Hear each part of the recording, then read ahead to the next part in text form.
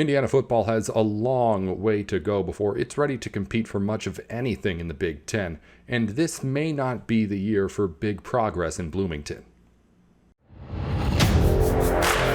You are Locked On Big Ten, your daily podcast on the Big Ten Conference.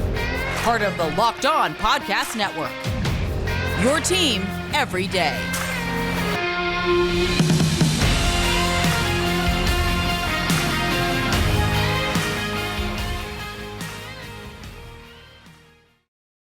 Hey there, Nate Dickinson here. You're tuned in to Locked On Big Ten. Everything you need to know about the conference every day of the week.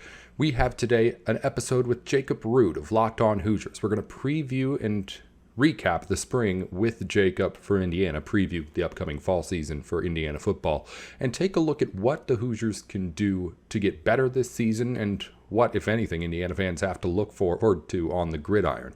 Also, we'll talk Big Ten basketball with Jacob later on as well, as of course, Indiana is Indiana, and it's a basketball school, so he keeps a close eye on everything going on around the area and around the Big Ten. That's coming up right here, right now on Locked On Big Ten. It's a long conversation here with Jacob, so let's dive right into things. Myself and Jacob Rood here on the show. Hey there, you're tuned into Locked On Big Ten. Everything you need to know about the conference every day. Alongside Jacob Rood, the host of Locked On Hoosiers, I'm Nate Dickinson. We're bringing Jacob on today to talk Indiana football as we continue along with some of these spring recaps for teams across the Big Ten.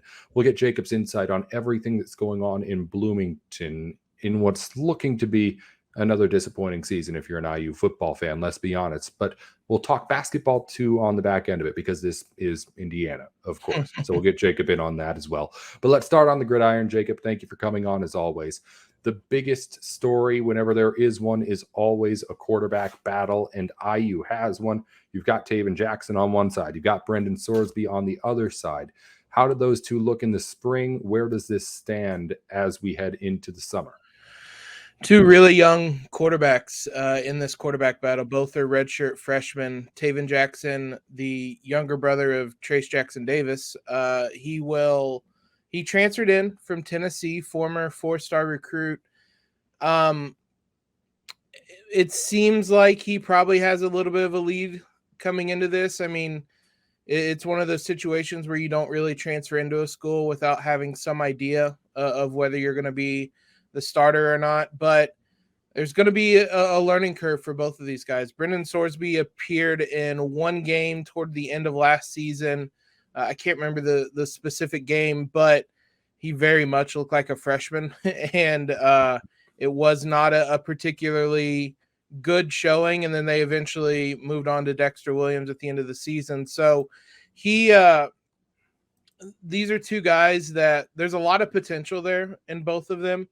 It was a Penn State game that Sorsby was in, and these two guys have a lot of potential, but it's potential. It's not actually skill there yet. So Taven Jackson's a really exciting player and just kind of a name that has IU fans kind of energized, if nothing else, because he is Trace's younger brother. But I mean, this was a legitimate, I mean, he's from Indiana. He was a highly rated recruit, and for IU to get him was a big deal. So there's a lot of buzz about that.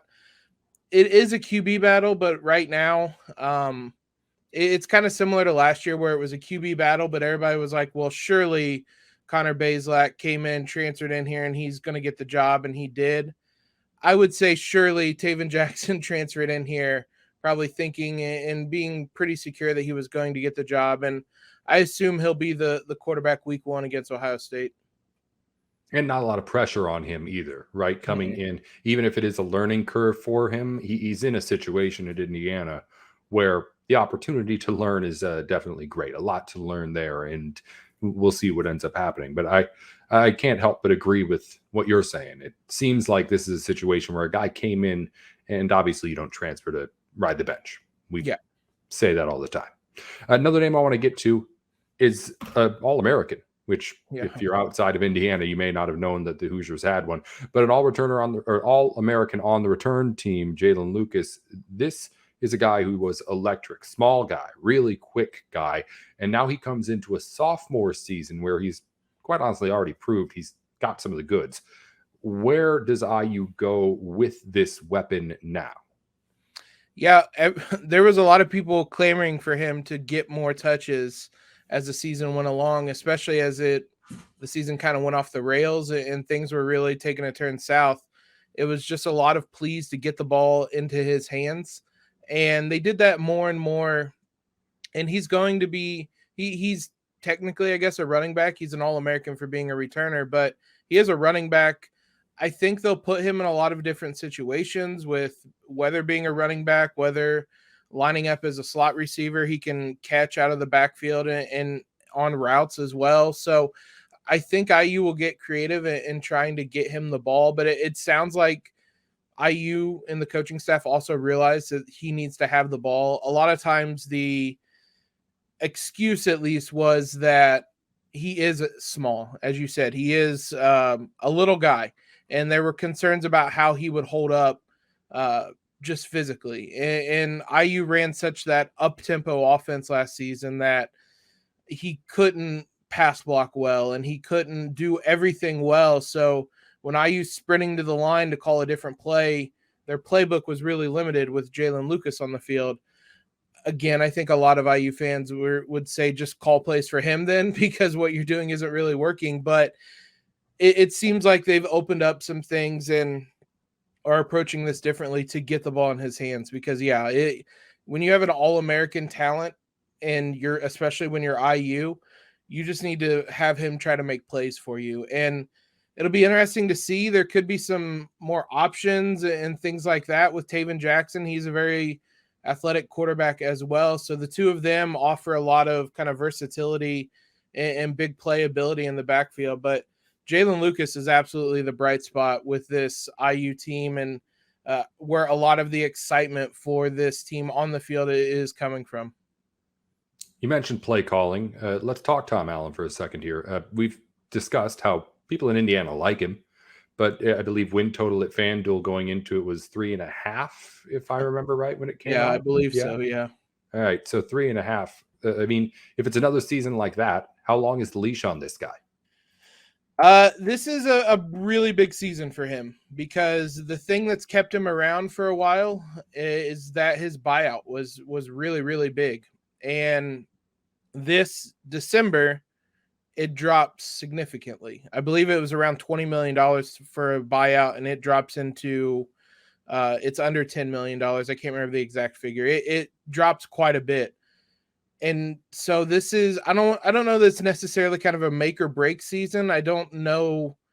I mean, I don't think there's an expectation for a bowl necessarily, because that's not something IU typically does, but it can't be another season like last year or the year before that, in which things seem to go off the rails and spiral really bad. And that's really what happened last year, aside from kind of randomly beating Michigan State towards the end of the season. Outside of that, things have spiraled and gotten away from IU in Big Ten play, and that can't happen again. So this is a maybe kind of a prove it season and for Tom Allen, in that he has to get things right and get this looking like it did at one point many years ago. It feels like now, where there's optimism and there's encouragement there. I mean, we've mentioned you have what will be a redshirt sophomore, no matter who they pick at quarterback, or redshirt freshman, excuse me.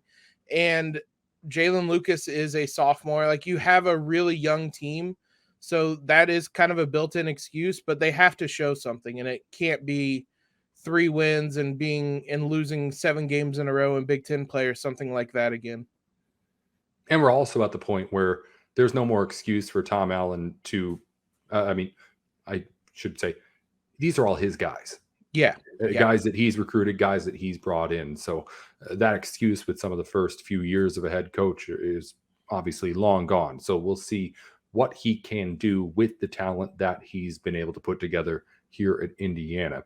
You mentioned with Indiana, it's a whole lot of stuff that needs to get fixed. But if there is going to be that progress that you mentioned, or at the very least that not falling apart that you hope for, what's the biggest thing that needs to change on the field for Indiana for that to happen? Offensive line is going to be the big thing that Indiana is going to have improved. It was really bad last season, especially it seemed like once there was more tape on them and the more they got into Big Ten play, the more teams realized how bad the offensive line was. And it led to them firing the offensive line coach in the middle of the season, bringing in a new coach, trying to stabilize things. But everything falls apart when your offensive line isn't good. And IU's offensive line hasn't been good for the last 2 seasons, which coincides with them being really bad the last 2 seasons. So just having a better offensive line, it really doesn't matter in terms of play calling, who you have under center, whether Jalen Lucas is touching the ball. If 3 guys are in the backfield within a snap of a finger, none of that really matters. And that was the types of problem Indiana was running into. So it's definitely going to be the offensive line and just improvement there to allow the rest of the Hoosiers to make those plays and to kind of continue building. We'll be back with more with Jacob Rude from Locked On Hoosiers in just a minute. But first, today's show is brought to you by Birddogs. Birddogs is the short that's really great for anywhere.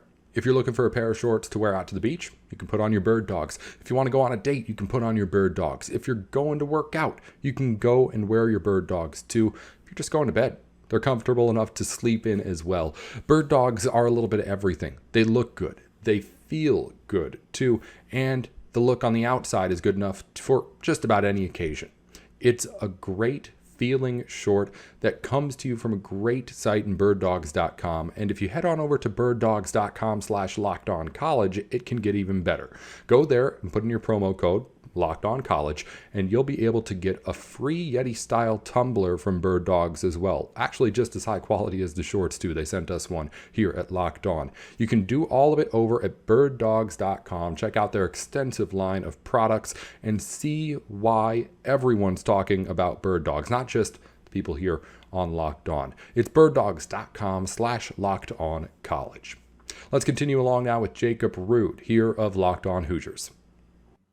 I mean, we could talk about what is success here, what it is that keeps Tom Allen going in Indiana. I mean, forget all the stuff on paper. What do you want, Jacob? What do you want out of this season for Indiana football?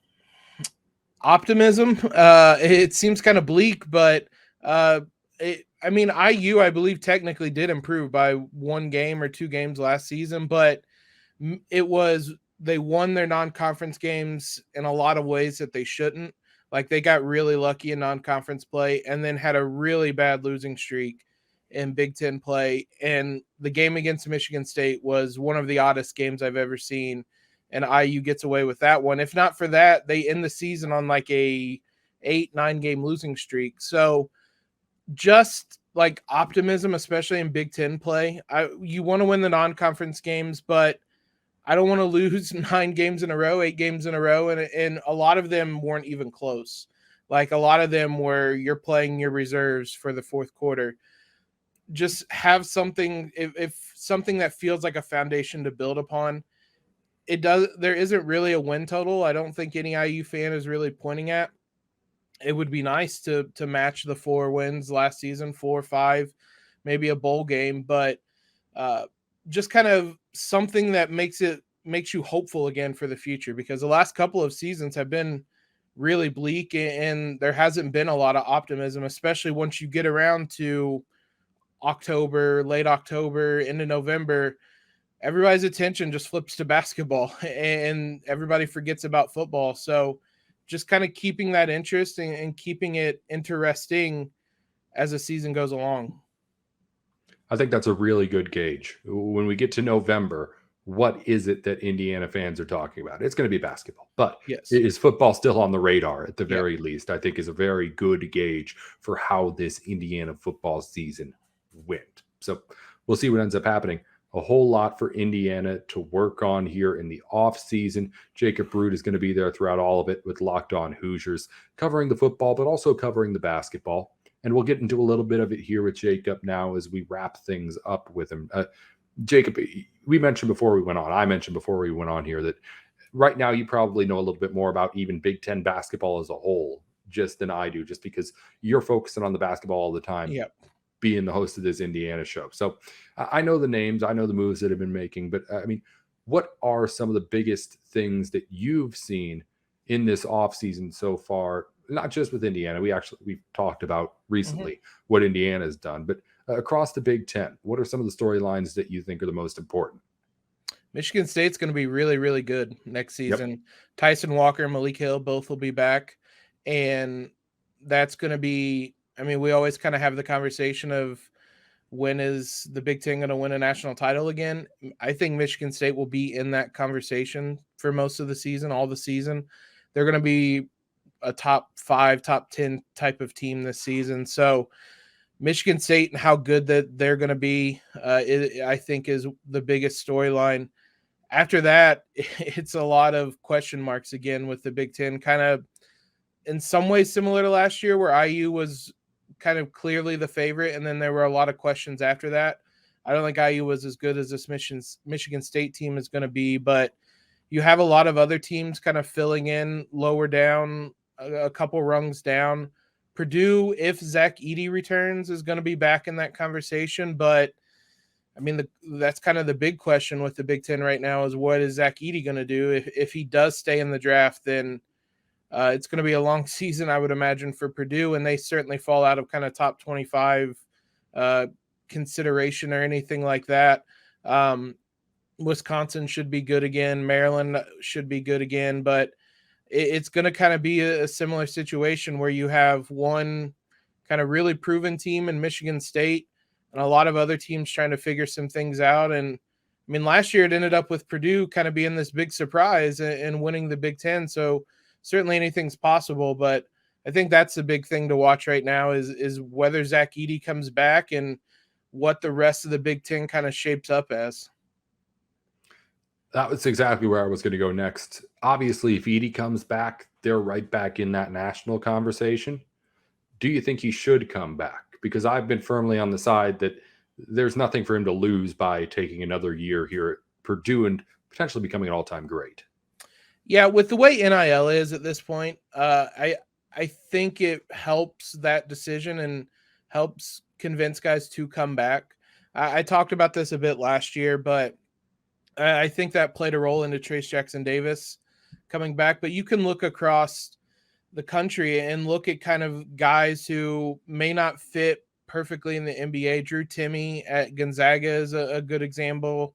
Armando Bacot at North Carolina, guys who probably could give the NBA a shot, would probably be kind of second-round picks, but you can stay in college basketball and be one of the biggest names in college basketball, make a lot of NIL money, and it helps. Again, it kind of just helps that decision, and you're not losing all that money, I think, is a big thing, a big motivating factor when it came to declaring for the draft. So I think he probably should come back, but it's one of those things where if he's kind of guaranteed to be a draft pick, and depending on kind of what the feedback is he's getting, I wouldn't blame him for kind of leaving now and taking that shot if he really thinks he's going to be drafted, because I don't really know how much better he can get in terms of like a draft stock and what he's going to look like to NBA teams. But again, I mean, he's going to make a lot of money if he returns in NIL, and he's going to be on a Purdue team that'll be really good again. So I wouldn't be surprised either way. If I had to guess, I would say he's probably going to come back next season and make that Purdue team another really good team to watch. It's just that when you have a situation like this, like you mentioned, he's worried about being a draft pick. Yeah. A lot of these guys, the story has always been, I'm worried about whether or not I'll be a first-round draft pick, get that guaranteed contract. So with him, if he comes back another year, it's not like he's losing value by being a year older next season when he goes to the NBA draft. It's not like whatever shot he had in the NBA isn't going to be there. Yeah. Maybe he's a late 50s pick right now, and he ends up being someone who's an undrafted free agent next year.